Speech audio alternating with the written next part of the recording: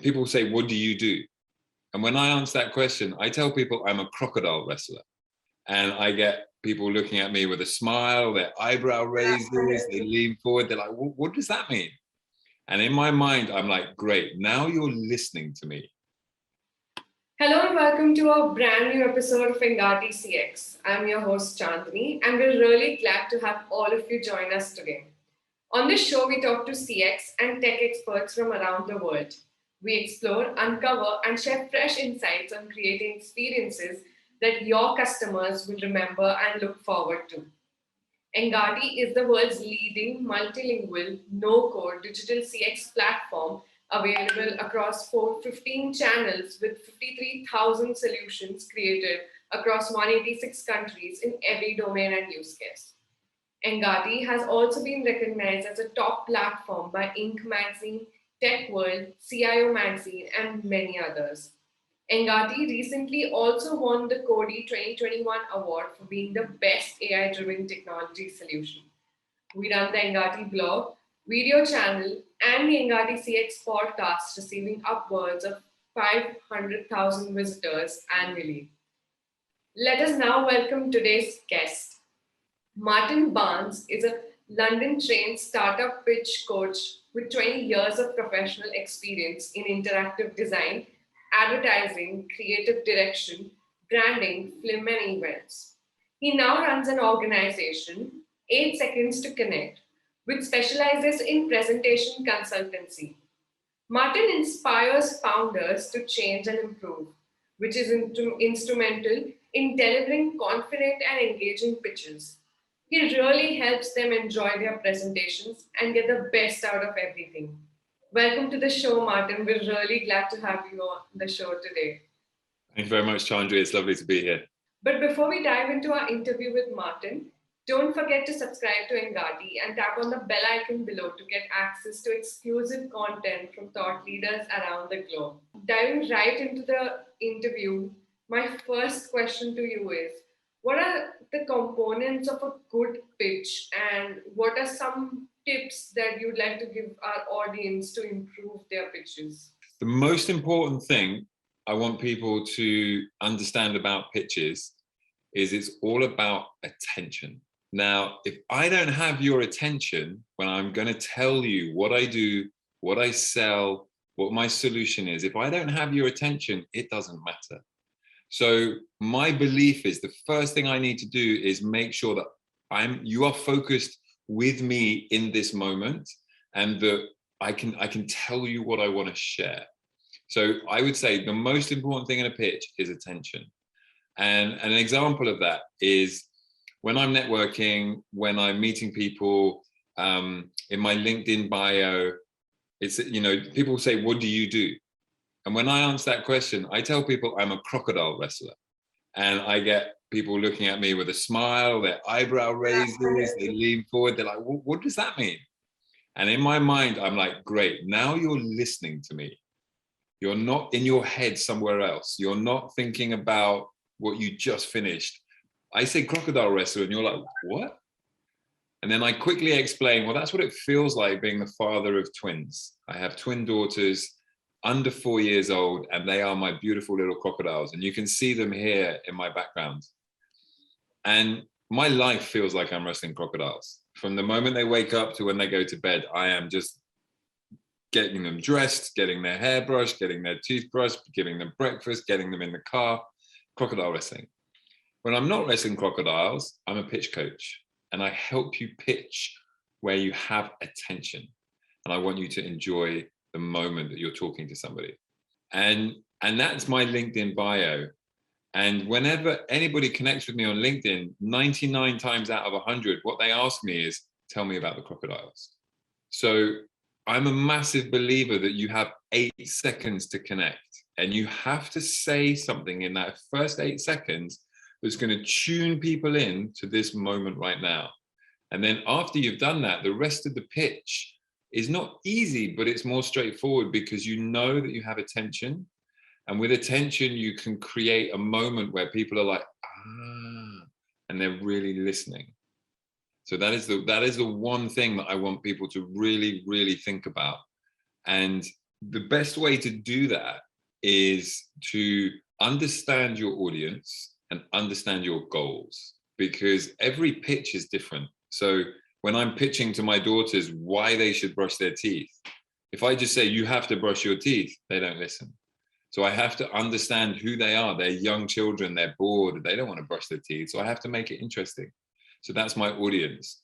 My goal is to brush teeth quick and get downstairs. So I have to make up stories. I have to talk about unicorns. I have to do all these different things because my audience is 4-year-old girls. When you're pitching to your boss, you have a different audience. That means you have to share a different message. If you're pitching to a new professional contact at a networking event, they say, what do you do? That's a different audience. And you can't say the same thing to everybody. So sometimes I don't tell people about Crocodile Wrestler because it's not appropriate. I change my pitch based on who you are. But before I can really talk to you, I need your attention. And I think that is what I see people struggling with the most. Absolutely. And coming back to what you said about the crocodile wrestler, there was something even I was going to ask you that, I saw this on your LinkedIn bio and I didn't understand, but yeah, absolutely. You got me hooked onto that. So moving on to the next question. What are some of the types of pitches and ideas for strategies? Life is a pitch. We are pitching all the time. So if you're deciding where to have dinner with your partner, is it eat at home, eat at a restaurant? What do we eat? Where do we go? And I secretly want to eat pizza, and my wife wants to have Chinese food. So I have to persuade her that pizza is the right thing, and she has to persuade me Chinese food is the right thing. That's one kind of pitch. The other kind of pitch is I have a startup, I'm talking to investors, and I need to explain to them super fast what my startup does, what's the problem, what's the solution, what's the business model, what's the customer growth, what's the acquisition, what's the traction. Completely different pitch. Or if I'm a leader of a company and I'm in my weekly meeting with my team, I need to pitch them on the vision of the company, why they should stay late, why they should work extra, why we're working towards our KPIs, what's our bonus, what's our celebration. They're all pitches. And I think it comes down to having a persuasive conversation where you're not cheating anybody, you're not trying to manipulate them, but you're trying to persuade them that the idea you have is the one that we should have. And I always say to people, your pitch needs to turn into a conversation, because you don't like being spoken to. Like, oh, that reminds me of school where the teacher was just talking at me. I want to tell you what I think, what I feel, how I understand the idea. So a strategy for any kind of pitch is let's have shared ownership in the results. Why are we doing this? And if I can pitch to you that this is a good thing for all of us, then we're moving in the right direction. And as you mentioned, right, life is a pitch. And you're always pitching, right? From, when you, as a candidate, you give an interview, you're pitching yourself there. Exactly. Funny you said that. I'm really happy that you said interview as your first example, because I was literally this morning doing a workshop with the British Chamber of Commerce in Beijing, and it was pitching your employability. And the idea of saying, well, when you answer a question in an interview, you are pitching yourself. We've seen you write about ripples, and that really made us curious. So we wanted to know what these ripples are in pitching. So last night, I was looking at my LinkedIn. LinkedIn and TikTok is the only social media that I work with.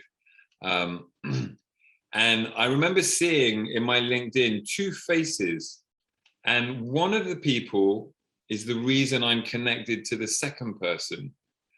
But the 3 of us don't interact together.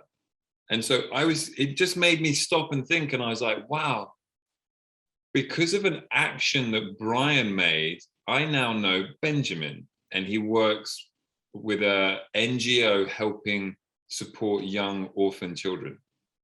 And I run an organization called Pitch Club. And so every Thursday, we have a free workshop where people come and practice their pitch. And Benjamin comes to practice his pitch almost every week. And if he's not practicing his pitch, he comes every week to listen, to share feedback, because we're a community. And I was just like, wow, Brian, one of the ripples of Brian's action introduced me to Benjamin. But I don't really talk to Brian that much. But he did something that affected me and Benjamin quite a lot. And I bet he doesn't even know. And that made me think, like, who am I influencing? And who influences me? And we are all, with our social media, and especially in LinkedIn, we're sharing our expertise, we're making connections, we're building relationships, we're establishing communities, we're talking about our challenges, we're talking about our successes. So it's a different kind of pitch, but our pitches are influencing each other. And it is like you can drop something and you don't know where it's going to go. And it goes in 360 degrees, just like a ripple. And it was just an idea that made me think. And the way that I visualized it was I did a sketch, and I sketched something on my phone. So I sketched a little picture of a ripple. And for me, pitching is how we communicate an idea verbally. Sketching is how we communicate an idea visually. And so I'm always sketching, and I sketch on my phone. So I have an app on my phone and I sketch. And whenever I have an idea, I make a sketch. And if I read something in social media that I like, that somebody else said, I make a sketch and I send it to them. And so those are the ripples that I'm creating. And I just want people to think, well, what ripples am I making? And how am I making them? And who are they maybe influencing? The answer is you don't know. But if you know that you are making ripples, then you'll make more. And that's what I wanted to sort of communicate. If there is somebody in my connection who likes a certain post, it gets shown to me, right? And again, that may be a kind of ripple which is formed because that person liked a post, and now I can see it, and I am influenced by that person's likings, choices, or what they feel, what they're posting on social media. And that is based on, obviously, the algorithm of the platform connecting you because it wants to keep your attention on the platform. Now, you can either be controlled by the algorithm, or you can, what I call, tickle the algorithm. And so every time you put a social media post out there, you're tickling it because you know that it's going to connect to your associates, connect. And that's the ripple. Again, that forms a ripple, and I think that is how I feel the word influencer marketing has come up now. And that is, again, those people are pitching themselves on social media. Again, coming back to what you said first, life is a pitch. Life's a pitch. Yeah, you've got to be careful how you say that, but life's a pitch. Yes, it is. We'd like to know some pitch experiences that you had, or some examples of really, really good pitches. The first time, so there's a little very subtle difference between a pitch and a presentation. Now, sometimes they get used together and they are very similar, but my first experience was when I did a presentation, and I did a TEDx Beijing speech.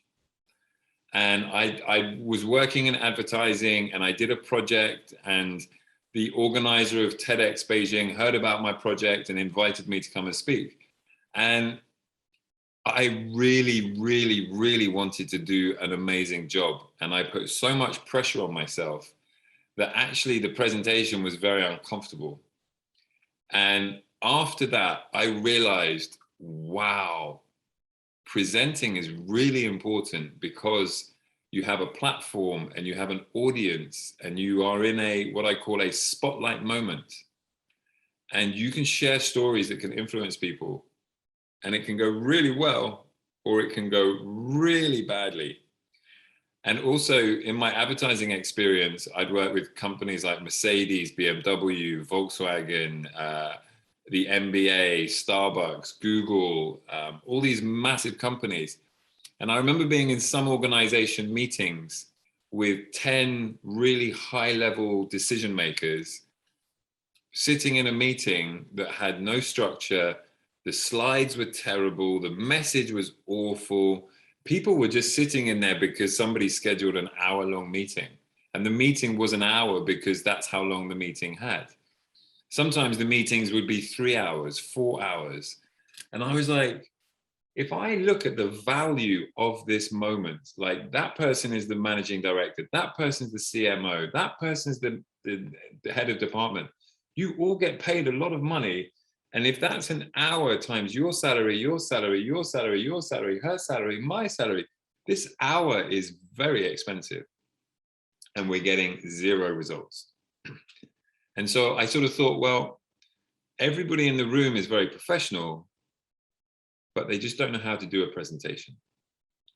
And I realized that with my TEDx experience and my experience in advertising, that actually, if you focus on presentation skills, you can teach people how to improve their presentation skills quite easily because they're very clever. They just don't know how to go through the process. So I believe life's a pitch, and we were born to pitch. If you think back to the very early humanity, we lived in a cave and we survived. And on the wall of the cave was a picture of an animal that we had to hunt. That was a pitch. Somebody stood in front of that picture of an animal and said, hey guys, we need this animal. We need the meat, we need the fat, we need the bones, we need the fur. If we don't get that, we won't survive the winter. That was a startup pitch. And the investors were the community. The entrepreneur was the person with the idea. So we have been pitching forever. The problem is PowerPoint and the tool is getting in the way when actually we need to focus on the message. And it is not rocket science. Everybody can do this. We just have forgotten, or we don't have a process. And so my first experiences of feeling terrible on TEDx talk stage, and also watching bad presentations, being part of bad presentations, I wanted to change those things. And then that's where I have my focus now. Before we wrap up the interview, Martin, are there any other sound bites that you would like to leave our audience with? I just want you to know that you can do it, that you have the skills. And there are 3 things that you control in every pitch. There's what you say, your content. There's how you say it. There's your performance. And there's your visual design. What does it look like? Like, I always wear a bright jumper because I want you to remember a bright jumper. And then I have my background. This is my design. It's my crocodiles. Now, you control those 3 things. The first thing you can change is your message. What do you say? And that just takes a whiteboard, some thinking. And I have a PDF on my website that I'll share with you that you can share to the community about how to focus your thinking about your audience and your goals. The next thing you can change is your performance. How do you sound? How do you speak? Now, most people speak too fast. So just by slowing down, breathing, and projecting your voice, you will present a lot better. And then the last thing you can control is your slide design. Now, show, don't tell. Don't tell me what it is, show me. Show me an emotion, show me a person, show me a problem, show me a solution. And this is one, so I spent 16 years in China, in Beijing. And what is the traffic like where you live? It's a very heavy traffic zone. Heavy traffic. Beijing is crazy traffic. And I love photographs of traffic jams because the emotion is frustration. You felt that almost every day. And so if you're trying to communicate, let's say you create an app that solves a financial problem. In your pitch, you could start by showing a picture of the traffic and saying, you know this feeling, you're stuck in a box, you have no choices, everything's moving slowly, it is out of your control. That feeling is the same as a financial situation, and my app solves that problem. You're showing, you're not telling. And so I think if people can control their message, their performance, and their design, they will present a lot better. Thank you so much, Martin, for giving us your time. Your insights are really valuable, and I know our audience is going to enjoy this interview. My pleasure. Thank you so much for having me on. We'll be back with a new episode and a brand new expert soon. So stay tuned, and we'll see you around for the next one. Thank you.